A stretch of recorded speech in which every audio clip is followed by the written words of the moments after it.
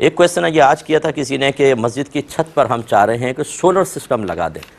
تو نیچے اچھی گنجائش موجود ہے،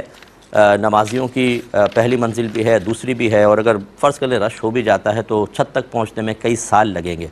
اور چھت ایسی خالی پڑی ہوئی ہے، اور ہم آدھی چھت کے اوپر اگر سولر سسٹم لگا دیتے ہیں، اس کے اوپر کوئی مطلب ایسا نہیں کہ اوپر کوئی مطلب شیڈ وغیرہ ڈالیں، یہ بھی نہیں، بالکل ایسی، تو کیا حکم شرع ہوگا؟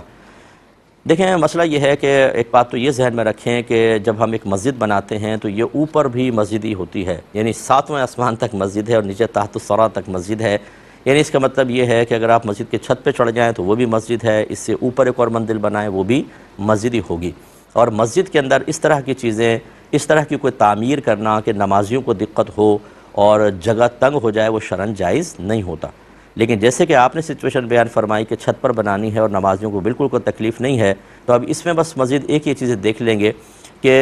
اس کی ضرورت کیا ہے۔ اگر تو لوگ اچھا فنڈ دیتے ہیں، آپ کے اکاؤنٹ کے اندر اچھا پیسہ ہے، پھر تو مسجد کی چھت پر ایسی کوئی چیز نہ لگائیں کہ بہرحال مسجد کے گویا کہ چھت کا مطلب ہے مسجد کو کور کرنا، تو یہ صحیح نہیں ہوگا۔ لیکن اگر فنڈ کی کمی ہے اور بعض اوقات بڑے مشکل حالات ہو جاتے ہیں کہ لوگوں کے خود ہاتھ بڑے تنگ ہیں، اور بعض علاقائی مسجدیں ایسی ہوتی ہیں کہ اس کا فنڈ پورا کرنا، سیلریز پورا کرنا، مینٹیننس وغیرہ کے معاملات، یوٹیلیٹی بلز جو ہیں وہ پے نہیں ہو پاتے، تو پھر ایسی صورت میں پیسہ بچانے کے لیے آپ کر سکتے ہیں۔ ہو سکتا ہے اس میں کسی کی رائے مختلف بھی ہو، لیکن ہمارے نزدیک آپ ایسی تمام سچویشنز کو دیکھ کر پھر یہ عملی اقدامات اٹھا سکتے ہیں۔